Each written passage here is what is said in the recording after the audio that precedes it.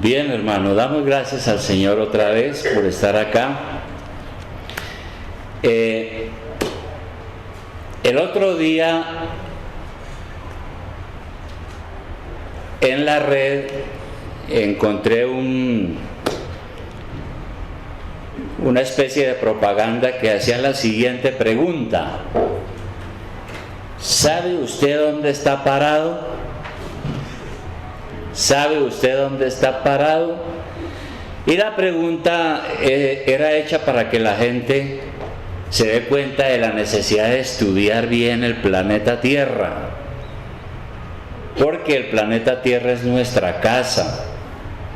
Es necesario que nos demos cuenta de su naturaleza, la belleza de la fauna, la flora, sus misterios, la belleza y la historia del mundo en que vivimos. Y por eso la pregunta era: ¿sabe usted dónde está parado? Porque si no sabemos toda la historia que está a nuestra disposición, pues la pregunta es obvia.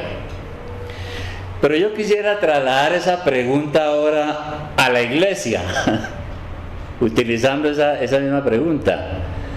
¿Sabe usted en qué iglesia está parado? Y lo digo con respeto, ¿no? ¿Sabe usted en qué iglesia está parado?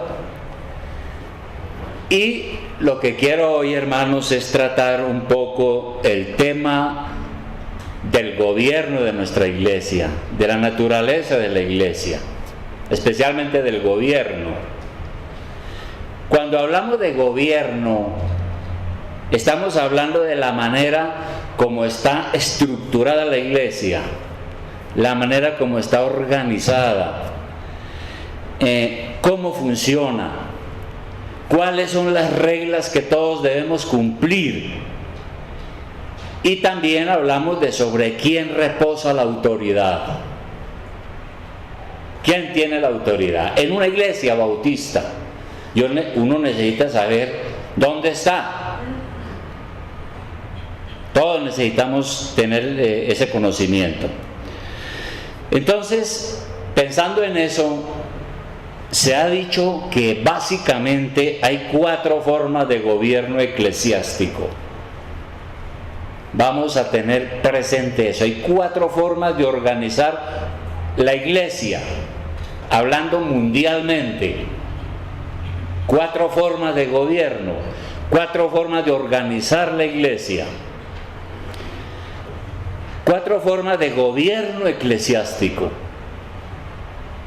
La primera, está lo que se llama el gobierno autócrata. El gobierno autócrata. ¿Y eso qué quiere decir? Hay iglesias que tienen un gobierno autócrata, y significa es que una sola persona tiene la autoridad suprema. Una sola persona. Y tenemos varios ejemplos. Naturalmente, tenemos a la Iglesia Católica Romana, en la cual la autoridad total la tiene el Papa. Él es el jefe supremo.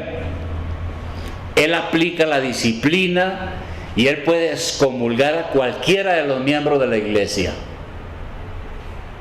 Y puede destituir a cualquier obispo bajo su jurisdicción. Y por eso decimos que es un gobierno autócrata, donde una sola persona es la que manda. Existe una jerarquía, claro, hay curas, desde el cura del pueblo, hay el obispo, el arzobispo, el cardenal, pero él es el jefe absoluto de todos los ministros. Pero la Iglesia Católica Romana no es la única que tiene esa forma de organizar, ese gobierno autócrata. También están las iglesias carismáticas, no todas, pero sí muchas, donde el pastor es el líder supremo. Se hace lo que él diga. Y la participación de los hermanos es muy poca, ¿no? O nula, o muy escasa. Y se dice que ese tipo de gobierno autócrata, donde el pastor es el único que toma decisiones y el único, entre comillas, ungido por Dios, ese es un liderazgo paternalista, porque lo que está diciendo ese modelo es que la gente no es capaz de tomar decisiones y entonces tiene que tomarlas alguien que es sumamente sabio y que es el único que tiene la facultad para tomar las decisiones. La iglesia realmente no toma decisiones. Bueno, ese es uno, el gobierno autócrata. Hay otro gobierno sobre la tierra, cómo se organizan las iglesias. Estoy hablando de todas las iglesias que existen, que creen en Jesucristo. Está en lo que se llama el gobierno episcopal. En Inglaterra, por ejemplo, la iglesia oficial se llama la iglesia anglicana. Y en esta forma de gobierno la autoridad la ejercen los obispos, es decir, el clero. Y pues hay algunos que son muy importantes, no que mandan sobre los otros obispos, sino que son muy importantes, como el obispo de Canterbury. Y estos obispos se reúnen y son los dirigentes, y a veces son los dirigentes también por regiones en el país. Tienen su jurisdicción propia, donde ellos toman las decisiones. Ese gobierno se conoce como el gobierno episcopal. Hay un tercer gobierno que se conoce como el gobierno presbiteriano. En esta forma de gobierno hay una democracia representativa, porque la asamblea de los miembros elige una junta que se llama el consistorio. Ese consistorio está integrado por el pastor y los ancianos gobernantes. Y esa junta tiene la máxima autoridad, y es la que toma las decisiones en la iglesia, el consistorio. Ese consistorio recibe, despide y excluye y excomulga a los miembros también, tiene esa facultad. Y si alguien necesita apelar una decisión de ese consistorio porque le parece que no actuó bien, debe dirigirse al presbiterio, que es otra junta como a nivel departamental. Y si allá tampoco le resuelven el problema, entonces puede apelar al sínodo, que es otra junta pero a nivel nacional o mundial. Y hay la asamblea general, la que finalmente toma la decisión de lo que hay que hacerse. Entonces, tenemos el autócrata, donde hay una sola persona que manda. Tenemos el episcopal, donde es el clero el que manda. Tenemos el presbiteriano, que está integrado en la iglesia por una junta donde están el pastor y unos hermanos que se llaman ancianos gobernantes. Y luego tenemos un cuarto, que es lo que conocemos como el gobierno congregacional. Este gobierno consiste en una estructura democrática. La autoridad final está en toda la congregación de los miembros, no en una persona, ni en un grupo, sino en todos los miembros. Y los asuntos se deciden por la votación de la mayoría. Y ese es el gobierno que por regla general tienen las iglesias bautistas. Sin embargo, se debe aclarar algo. Resulta que aquí en el boletín, en el párrafo 2, si usted lo mira, dice: el gobierno de una iglesia bautista es una democracia pura. Ese es un escrito que hay cuya bibliografía está abajo. Pero yo creo que le falta aclaración a ese párrafo. Mejor es decir, el gobierno de una iglesia bautista no es una democracia pura. Esa es la aclaración que hay que hacer. La iglesia no es una democracia absolutamente pura, sino que es una democracia teocrática. ¿Eso qué quiere decir? Que aunque todos los hermanos y todos los miembros de la iglesia toman decisiones, tenemos que saber que las decisiones que se toman deben estar sujetas a Dios, a Él. Es decir, no somos tan libres para tomar todas las decisiones, porque estamos sujetos a Dios. Pero lo bueno es que todos participan en las decisiones, en este gobierno congregacional. ¿Y por qué razón decimos que no es una democracia absolutamente pura? Porque es que, según Colosenses 1:18, ahora sí vamos a las Escrituras, según Colosenses 1:18, allí dice que Cristo es la cabeza de la iglesia. Cristo es la cabeza de la iglesia. ¿Y qué dice Colosenses 1:18? Dice, y Él, o sea Cristo, es la cabeza del cuerpo que es la iglesia.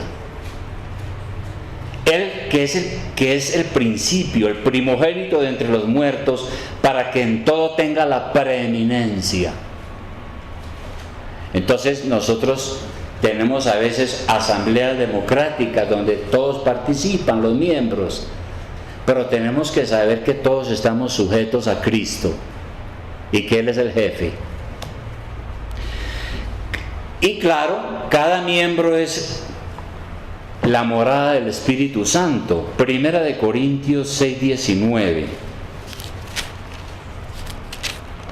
Primera de Corintios 6:19.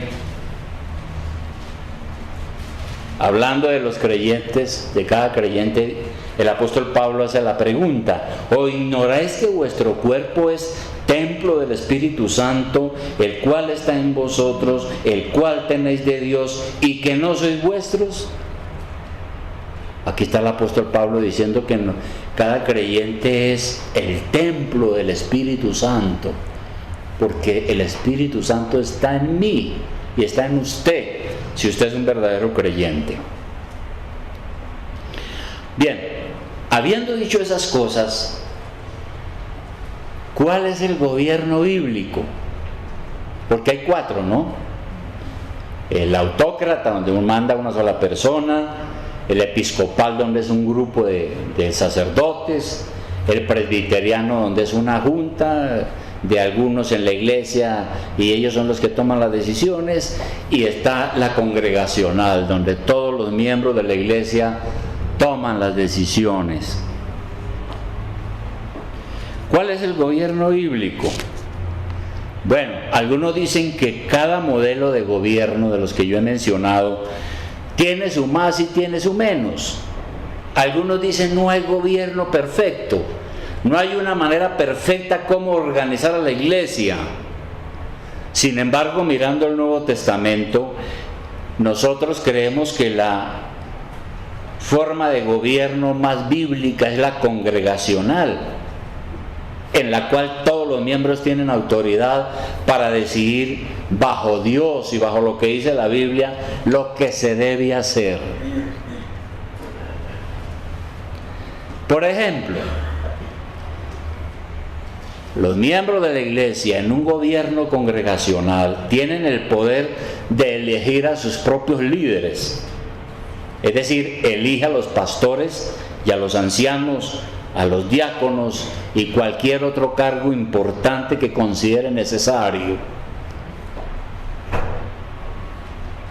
A mí la iglesia me nombró en el año de 1986 y hubo una votación y tuve que predicar y me examinaron cuál era, en qué creía yo y todo eso, y al fin la iglesia se reunió y votó que yo fuera el pastor. La iglesia tiene el poder para elegir a sus propios líderes. Aquí no me puso nadie de por allá de otro país ni nada, no.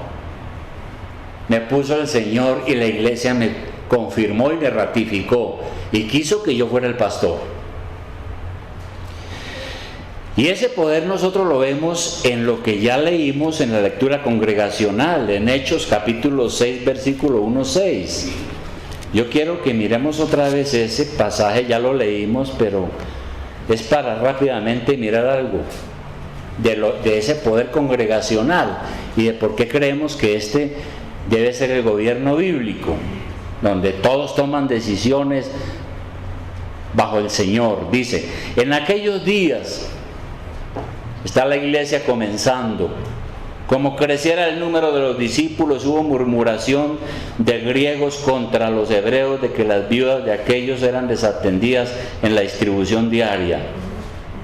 Entonces los 12 convocaron a la multitud de los discípulos y dijeron, mire, dice, convocaron a la multitud. Los apóstoles no dijeron, bueno, ¿cómo resolvemos este problema? No, pues nosotros somos los apóstoles. Tomemos una decisión aquí y ya. No, convocaron a la multitud. Una asamblea. Y dijeron, no es justo que nosotros dejemos la palabra de Dios para servir a las mesas.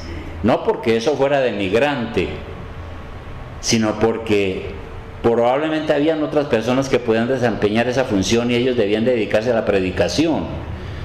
Dicen, buscad pues, hermanos, de entre vosotros a 7 varones de buen testimonio.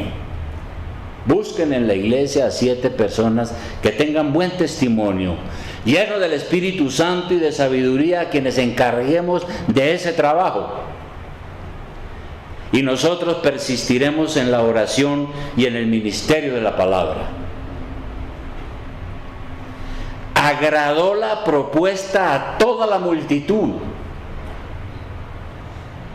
Entonces yo creo que hubo una asamblea, hubo una propuesta, y la propuesta la aprobó toda la congregación.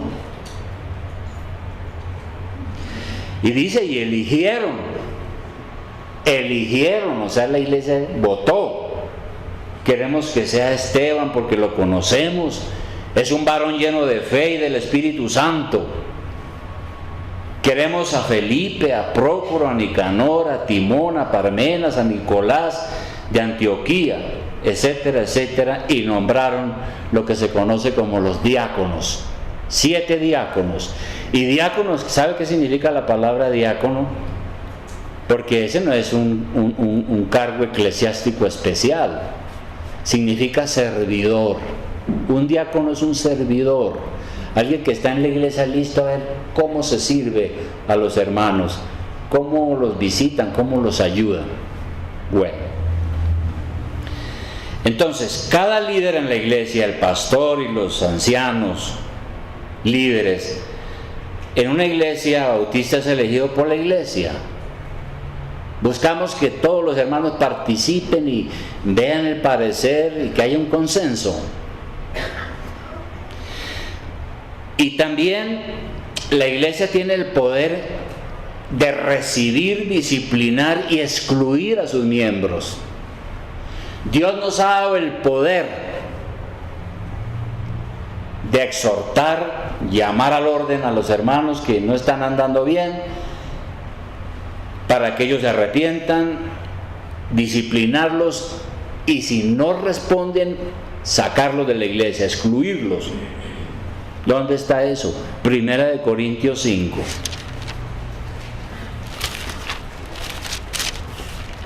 Primera de Corintios 5, capítulo 5. Y todos hemos leído esto, sabemos que se presentó un problema de inmoralidad en la iglesia.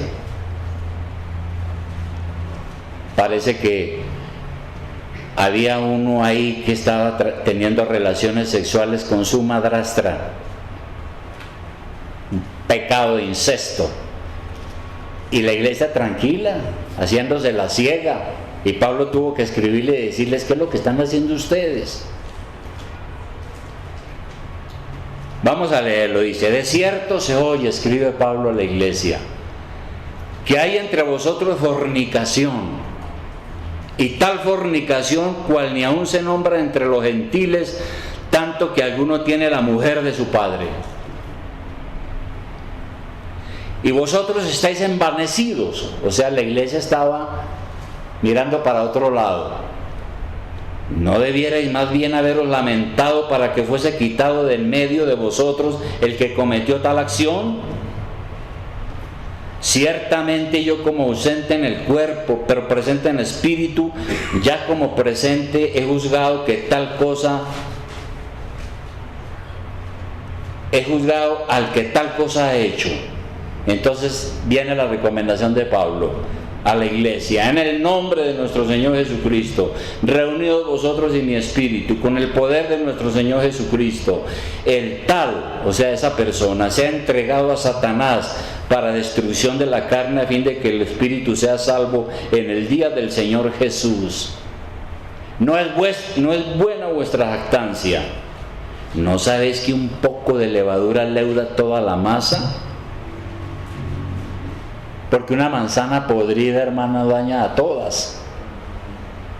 Menos mal que este hombre, al que entregaron a Satanás, se arrepintió y acudió lleno de lágrimas y pidiéndole perdón a la iglesia, y la iglesia lo restauró nuevamente a sus deberes y a todas las bendiciones de la iglesia.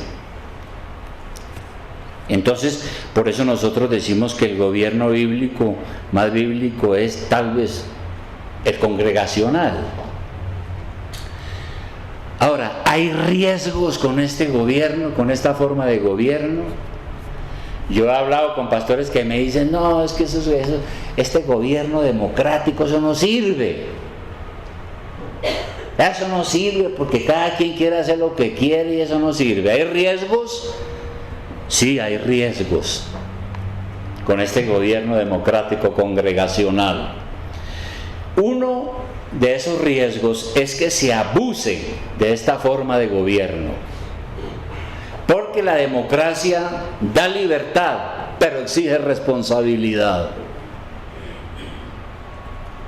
¿Sí? En la iglesia yo tengo libertad, tengo bendiciones, tengo derechos, pero tengo responsabilidades. De manera que para evitar el abuso,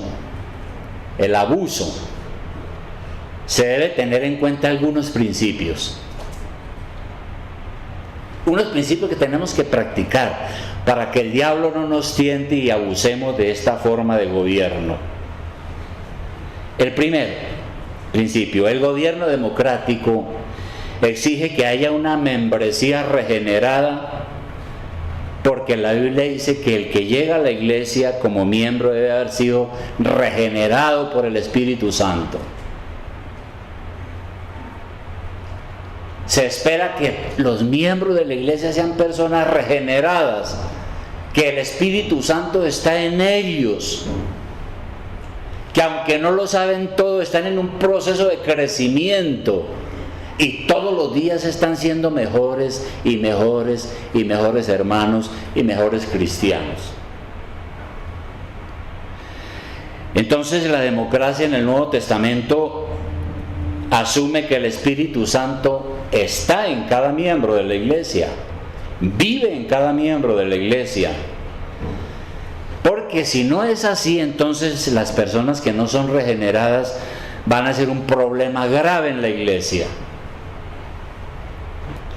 Si una persona no ha sido regenerada y viene y se hace miembro de la iglesia y nosotros la recibimos sin responsabilidad, más adelante se puede convertir en un problema, porque no tiene a Cristo gobernando su corazón y va a creer que puede aquí hacer y deshacer, decir lo que se le dé la gana, y de eso no se trata. Segundo principio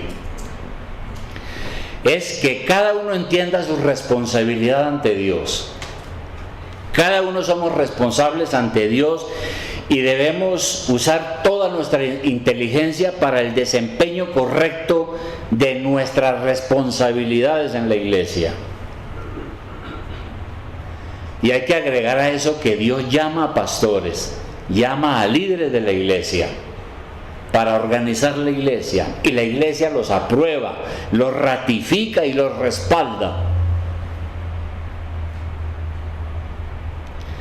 Tercer asunto: todos los miembros deben votar para decidir a quiénes recibir como miembros en la iglesia.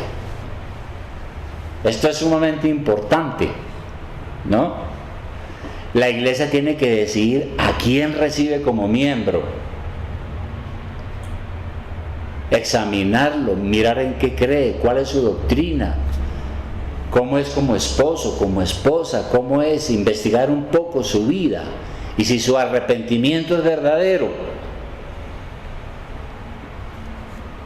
Y luego, si la persona quiere ser miembro de la iglesia debe de votar. Y debe ser así, porque si no es imposible uno decidir quién puede unirse a la iglesia. Y se corre el peligro de que si no se hace eso, entonces los borrachos, los ladrones, los adúlteros y cualquier otra persona puede unirse a la iglesia, solamente porque diga que es cristiano. Y mire usted que al mismo apóstol Pablo, el gran apóstol Pablo, no se le permitió unirse a la iglesia en Jerusalén. ¿Se había dado cuenta usted de eso cuando lee Hechos de los Apóstoles? Hasta que los hermanos, los de la iglesia, hicieron una investigación y al final entonces les recomendaron para ser un miembro. Hechos de los Apóstoles, capítulo 9.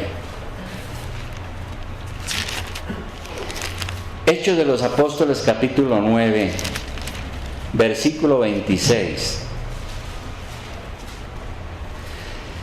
Recordemos que el apóstol Pablo era un perseguidor de la iglesia. El apóstol Pablo quería acabar con la iglesia.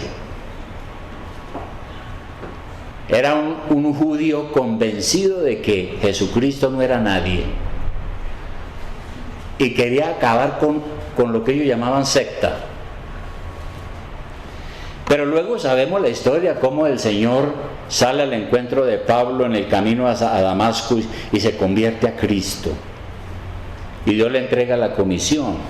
Y luego Pablo empieza a ir a hablar de Cristo y llega a la iglesia de Jerusalén hablando de Cristo, y entonces los hermanos dicen: ¿pero qué le pasó a este? ¿Este no era el que nos mataba y nos perseguía? ¿Tenemos que escondernos? ¿Cómo es que ahora está diciendo que es un santo predicador del Evangelio?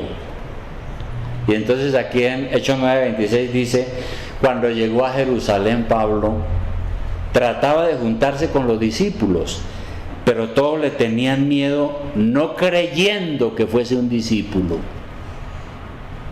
Entonces Bernabé, tomándole, lo trajo a los apóstoles y les contó cómo Saulo había visto en el camino al Señor, el cual había hablado, y cómo en Damasco había hablado valerosamente en el nombre de Jesús. Y estaba con ellos en Jerusalén, y entraba y salía. Y empezó su ministerio con el apoyo de la iglesia en Jerusalén. Pero después de que Bernabé lo recomendó, dijo: no, recíbanlo, ese es verdadero. Es un verdadero cristiano, se ha arrepentido, ya no hace lo que está haciendo. Cuarto principio: cada miembro debe votar inteligentemente en este gobierno democrático, congregacional. ¿Y cómo puede un miembro votar de manera inteligente? Cada miembro en la iglesia debe informarse sobre los asuntos de la iglesia. Cuando uno es miembro de una iglesia, uno tiene que estar enterado de todo. Porque si llega a una asamblea, hermano, y usted no sabe porque falla la iglesia y no viene a la iglesia, falla mucho, no tiene ni idea de su responsabilidad, pues ¿sobre qué va a votar? Y por eso se recomienda que los hermanos que tienen dudas o preguntas, es sabio que antes de las asambleas pregunte a sus líderes o a los pastores de la iglesia para que le aclaren, y eso evita discusiones inútiles durante las asambleas. Y un quinto y último, hermanos, hay muchas más cosas, pero estamos mencionando estas cosas que son claves. Cuando la iglesia en asamblea democrática, en asamblea congregacional, se pone de acuerdo sobre algo, toma una decisión por votación, todos los miembros tienen que cumplir el deseo de la mayoría. Entonces, cuando la mayoría se expresa y dice nosotros pensamos que el asunto debe ser así, la minoría debe someterse y no tratar de socavar la decisión de la iglesia. Y aquí es donde a veces fracasamos. Ahí es donde fracasamos. Yo quiero decir esto para testimonio, porque aquí hay hermanos que lo saben. El hermano Gonzalo lo sabe y la hermana Lilia. En el año de 1986 habían como 8 candidatos a pastor de esta iglesia, y esta iglesia funcionaba en la carrera novena, y había gente más experimentada que yo, claro, mayores, pues yo estaba recién salido del seminario. Y entonces predicaron varios y prediqué yo, y la iglesia y hubo una comisión nombrada por la iglesia que nos examinó, etcétera, y luego hubo una asamblea a ver de todos quién podía ser el pastor. Alguien dijo que Rosso ¿no? Que Orosmán Rosso, dijo alguien. Y entonces los hermanos me han oído predicar, y entonces empezó una votación, y el asunto es que yo fui ganando, y fueron desclasificando y yo gané. La votación de la mayoría de la iglesia fue que yo fuera el pastor. Bien, pero la minoría no le gustó, y ahí habían unos bravos y dijeron: ¿y quién es este? ¿Y por qué? Está muy joven, no tiene nada, no tiene carro, no tiene nada. ¿Este quién es? De pronto, ¿quién sabe qué sucede aquí? Y resulta que esa minoría de la ira se fue. Pero eso no es de bautistas. Porque en una iglesia congregacional, cuando hay desacuerdo, la mayoría es la que toma las decisiones en oración, y la minoría, si no gana, tiene que aceptar y someterse, y no armar una rebelión en la iglesia porque no estuvieron de acuerdo con él, o porque no pudo imponer lo que él consideraba que era lo justo. Ahora, lo ideal es que siempre haya unanimidad. Eso sí es una bendición, ¿no? Que aquí propongamos algo y todos los hermanos, todos unidos, y amén, todos queremos esto. Pero a veces lograr la unanimidad es difícil. Sin embargo, cuando hay situaciones difíciles, la mayoría que vota es la que logra que las decisiones sean aprobadas. Y lo ideal es que, claro, que todos estén de acuerdo, pero la unanimidad a veces se logra es con la guía del Espíritu Santo en la vida de cada uno de nosotros. Conclusión, hermanos, de esto. La Biblia dice entonces finalmente que nosotros somos un cuerpo, el cuerpo de Cristo. Romanos capítulo 12, versículo 4. Para concluir, Romanos capítulo 12, versículo 4 dice lo siguiente, de la iglesia dice: porque de la manera que en un cuerpo tenemos muchos miembros, pero no todos los miembros tienen la misma función, así nosotros, siendo muchos, somos un cuerpo en Cristo, y todos miembros los unos de los otros. Yo veo ahí como lo congregacional, como el gobierno congregacional. Y luego adelante en 1 Corintios 12:26, 1 Corintios 12:26, dice el apóstol: de manera que si un miembro padece, todos los miembros se duelen con él, y si un miembro recibe honra, todos los miembros con él se gozan. Vosotros pues sois el cuerpo de Cristo y miembros cada uno en particular. Y ahí sigue hablando la palabra del Señor. Entonces, por eso nosotros, mirando lo que dice la Biblia, buscamos hacer las cosas con el apoyo de todos. No como en otras iglesias donde uno es el que manda y el que no le gustó, váyase. Yo aquí no puedo sacar a nadie, la iglesia es la que lo tiene que hacer. Si considera que no se va a arrepentir y que no puede, y considera que debe excomulgarlo. Como cuerpo de Cristo respetamos las reglas de la iglesia que el Señor ha establecido, porque finalmente es lo que está aquí en la Biblia, lo que nos dice cómo debemos funcionar. No buscamos la satisfacción de nuestro ego, sino la gloria de Dios. Es así. Como miembro de la iglesia tomamos decisiones responsables que contribuyan a la evangelización. Porque al fin y al cabo nosotros estamos reunidos aquí para adorar a Dios en primer lugar, rendirle la gloria, pero estamos aquí para un testimonio y para que muchas personas a quienes podemos traer vayan llegando y vayan aprendiendo a ser un discípulo de Cristo. De manera, hermanos, apreciado hermano y hermana, Dios te llama a integrarse plenamente como miembro de la iglesia. Lo repito, hermano, querido y hermana, Dios lo llama a integrarse plenamente como miembro de la iglesia, asumiendo todo el compromiso en el reino de Dios. Es un mandato. Ahora, en cierto sentido, usted es libre para decidir. Si uno ama a Dios, uno no está en la iglesia contra su voluntad. Aquí no queremos que nadie esté en la iglesia contra su voluntad, pues eso suena como absurdo.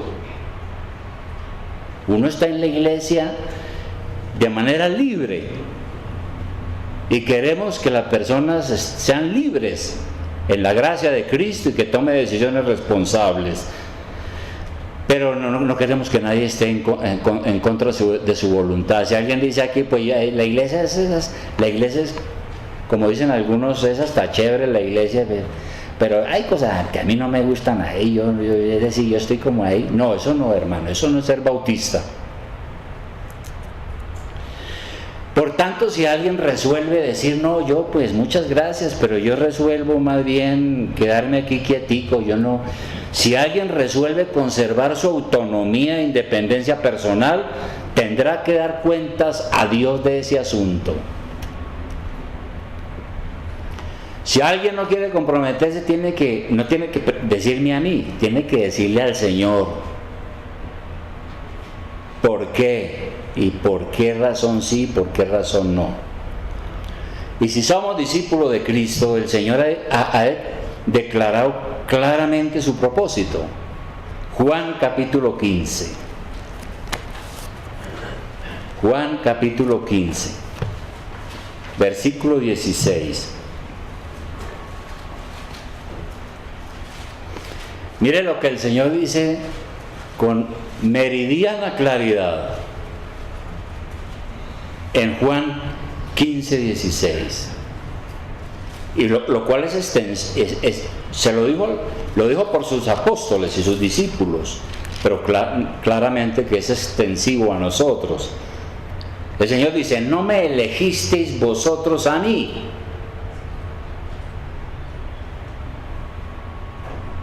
sino que yo os elegí a vosotros. Es decir, yo no estoy en la iglesia porque yo acepté a Cristo y porque yo decidí estar aquí en la iglesia. No, estoy en la iglesia porque fue el Señor el que tuvo misericordia de mí, me abrió el entendimiento y el corazón para que yo viera mi pecado y me arrepintiera y pudiera entrar a sus caminos. Fue Él el que me eligió y me trajo. No nosotros los que elegimos a Dios. Por eso dice, no me elegisteis vosotros a mí, sino que yo os elegí a vosotros. Y os he puesto para que vayáis y llevéis fruto y vuestro fruto permanezca, para que todo lo que pidiereis al Padre en mi nombre, Él os lo dé. Entonces el Señor quiere que demos fruto. Dios nos ha llamado a esta salvación, ha tenido misericordia de nosotros, ha tenido misericordia de usted, hermano o hermana, y lo ha traído a la iglesia, porque Él lo eligió, pero Él quiere que usted dé fruto. Y uno no puede dar fruto si no está comprometido.